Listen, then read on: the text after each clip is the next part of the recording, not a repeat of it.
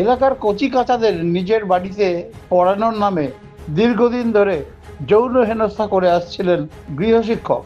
9 বছরের এক নাবালিকার সাথেও এমনটি ঘটানোর পর ওই নাবালিকা বাড়িতে মাকে বলতেই থানার দ্বারস্থ হয় পরিবার। অভিযোগ পেয়ে রাতেই ওই গৃহশিক্ষককে গ্রেফতার করে পুলিশ। ঘটনাটি ঘটেছে গাইঘাটা থানা এলাকায়। পুলিশ জানিয়েছে ধৃতের নাম নয়ন বিশ্বাস, বাড়ি গাইঘাটা থানা এলাকায়।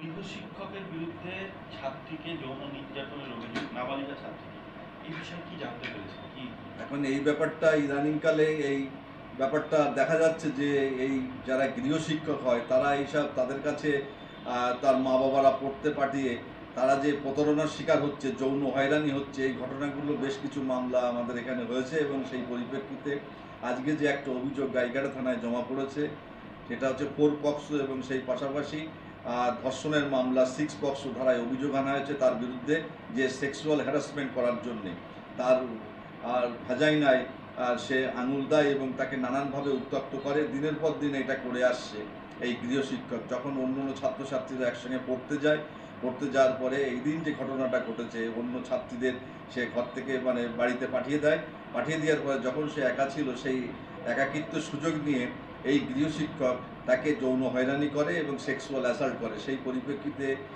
মেয়েটি যে কান্নাকাটি করে তার বাড়িতে যে তার মা এবং অন্যান্য সবাইকে বলে, সেই পরিপ্রেক্ষিতে মামলাটা রুজু হয় গাইঘাটা থানায় এবং মামলাটি রুজু হওয়ার পরে পুলিশ তাকে নয়ন বিশ্বাস, তার বয়স 20 বছর এবং ভিকটিম গার্ল তার বয়স 19 বছর, এই 9 বছর, এবং এই নয়ন বিশ্বাসকে পুলিশ আজকে আদালতে প্রডিউস করেছে এবং তাকে 21 তারিখ পর্যন্ত পিসির নির্দেশ দিয়েছে এবং তাকে মেডিকেল লিগাল এক্সামিনেশন হবে এবং তার যে ওয়ারিং অ্যাপারেল সেগুলো রিকভারি করবে এবং ঘটনার পুনর্নির্মাণ যে কীভাবে সে এইভাবে দিনের পর দিন সেক্সুয়াল হয়রানি করত সেইগুলো রিকনস্ট্রাকশন অফ দি ক্রাইম করার জন্যে এই পুলিশ কাস্টডির প্রয়োজন ছিল। সেই জন্যে কোর্ট স্যাটিসফাইড হয়ে লানেট স্পেশাল পক্সো আদালত তাকে 21 তারিখ পর্যন্ত তাকে পিসির নির্দেশ দিয়েছে। বিষয়টি পুলিশ তদন্ত করে দেখছে এবং এটা খুবই একটা নাবালিকা 9 বছরের মেয়ের উপরে হয়রানি কেন হচ্ছে সেই ব্যাপারটা পুলিশ দ্রুত অ্যাকশন নিয়েছে